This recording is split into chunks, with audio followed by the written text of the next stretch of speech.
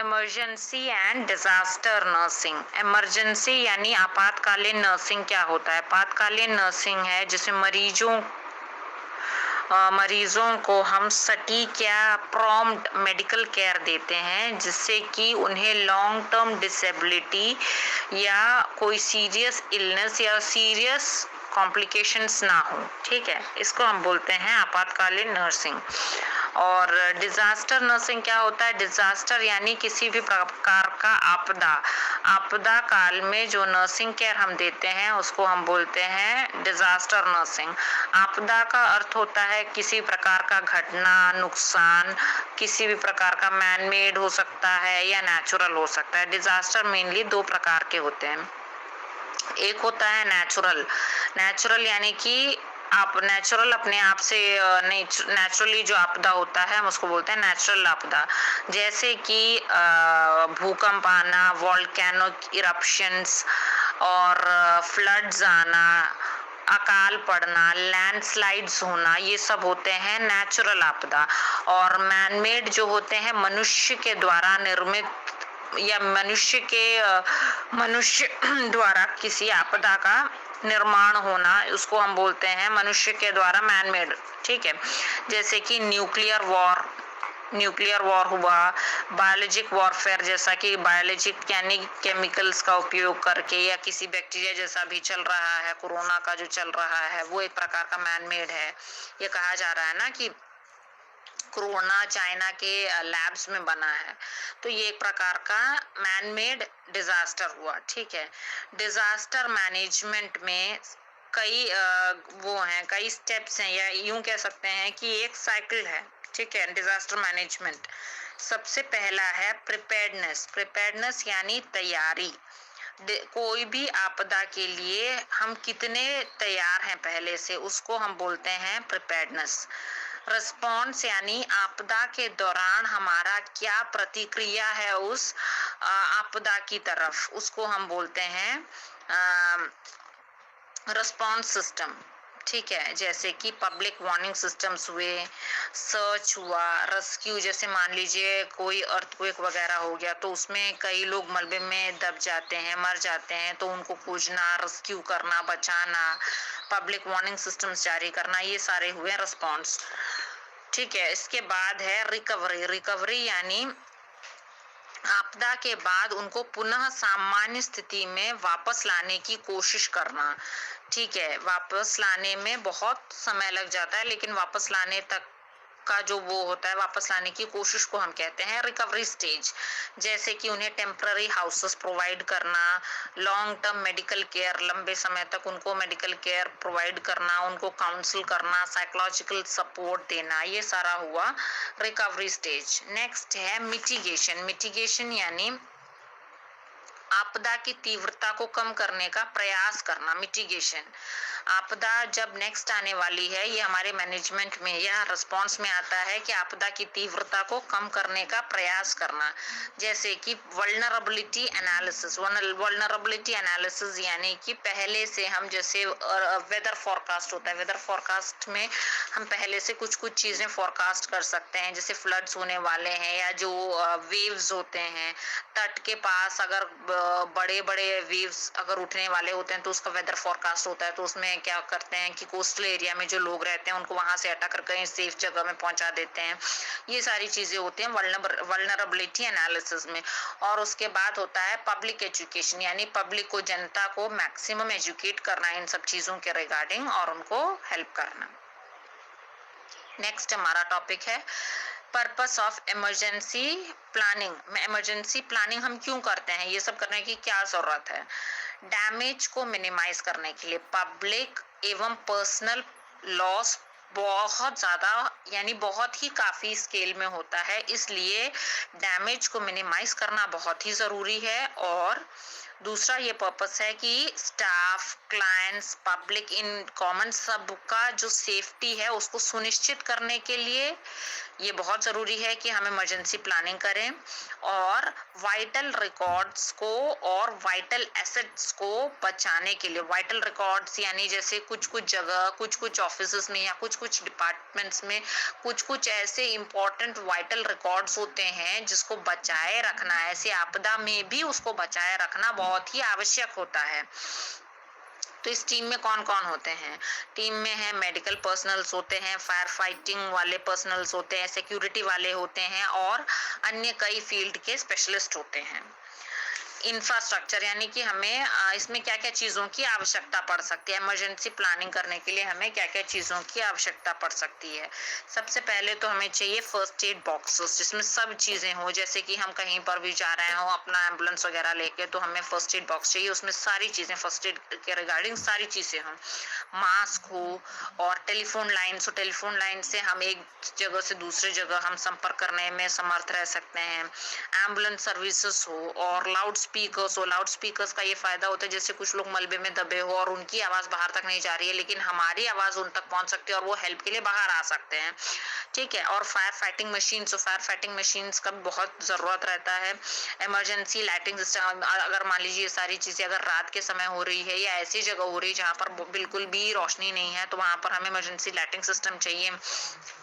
इसके अलावा हमें स्ट्रेचर्स चाहिए, स्ट्रेचर्स इसलिए कि जैसे जो घायल व्यक्ति हैं या जो मृत हैं उनको लेकर हमें एम्बुलेंस तक लेकर आने के लिए स्ट्रेचर्स चाहिए और ट्रांसपोर्ट फैसिलिटी चाहिए। ट्रांसपोर्ट फैसिलिटी यानी गाड़ी चाहिए हमें ट्रांसपोर्ट के लिए, ठीक है। और जब भी डिजास्टर होता है, डिजास्टर मैनेजमेंट में हमें एक असेंबली पॉइंट चाहिए होता है। आपने अपने हॉस्पिटल में आशीर्वाद में भी देखा होगा कि जहां भी इवैक्यूएशन प्लान लगा है और उसमें जैसे भी आप जहां से आप एंट्री करते हैं मेन एंट्रेंस से जहां पर जिस तरफ ये पार्किंग है वहां पर ही हमारा असेंबली पॉइंट है। असेंबली पॉइंट ये होता है कि जैसे भी डिजास्टर मैनेजमेंट, कहीं पर भी डिजास्टर होता है तो सारे लोगों को एक जगह इकट्ठा कर कर उन्हें गिना जाता है सबसे पहले कि कोई मिसिंग तो नहीं है, ठीक है। तो गिनने का ये मतलब है कि अगर कोई मिसिंग है तो उनको वहां से बचाया जा सके। तो हम एक असेंबली पॉइंट बनाते हैं जो कि लोकेशन जहां पर डिजास्टर हुआ है वहां से तो दूर है लेकिन एंट्रेंस के जहां पर भी ये जो भी हॉस्पिटल या जो भी है उसके एंट्रेंस गेट के पास ही में होता है, ठीक है।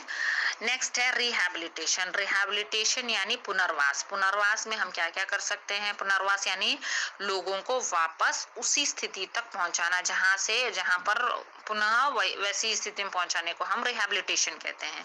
सबसे पहले डेब्रिस रिमूवल। डेब्रिस रिमूवल यानी जहां पर भी डिजास्टर या आपदा जहां पर भी हुई है वहां से डेब्रिस हटाना। डेब्रिस हटाना यानी कचरा हटाना, वहां पर जो भी मलबा है, जो भी कचरा है, सब कुछ क्लियर करना। और दूसरा है केयर एंड शेल्टर, उनको केयर देना और उनको तत्काल शेल्टर देना, शेल्टर या हाउस देना, ठीक है। और असेसमेंट, असेसमेंट यानी कि डैमेज जितना जो भी क्षति हुई है उसका आकलन करना और हेल्प के लिए, हेल्प कहाँ कहाँ से हमें हेल्प मिल सकती है इसका हमें पता लगाना होता है। और इसके अलावा सबसे जो इम्पोर्टेंट चीज है वो है इमोशनल केयर। सबसे ज्यादा हमें लोगों को इमोशनल केयर प्रोवाइड करना है। डिजास्टर का क्या इम्पैक्ट हो सकता है, उसका क्या परिणाम हो सकता है? सबसे डिवास्टेटिंग जो इम्पैक्ट है वो है मृत्यु हो सकती है, सीवियर इंजरीज हो सकती है जिसका कि बहुत लंबे समय तक उपचार आवश्यक हो सकता है और कम्युनिकेबल डिजीज बढ़ने के चांसेस हो सकते हैं। एपिडेमिक आउटब्रेक्स हो सकते हैं यानी महामारी एपिडेमिक आउटब्रेक्स हो सकता है। हेल्थ केयर इंफ्रास्ट्रक्चर का डिस्ट्रक्शन हो सकता है और वाटर सप्लाई, बेसिक सैनिटेशन, इन सब चीज़ों का डैमेज यानी क्षति हो सकता है और खाने की कमी पड़ सकती है, कुपोषण हो सकता है।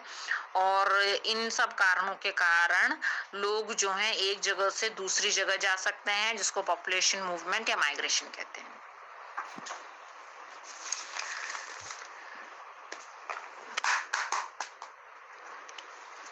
Principles of disaster management. Disaster management के क्या क्या प्रिंसिपल्स हैं?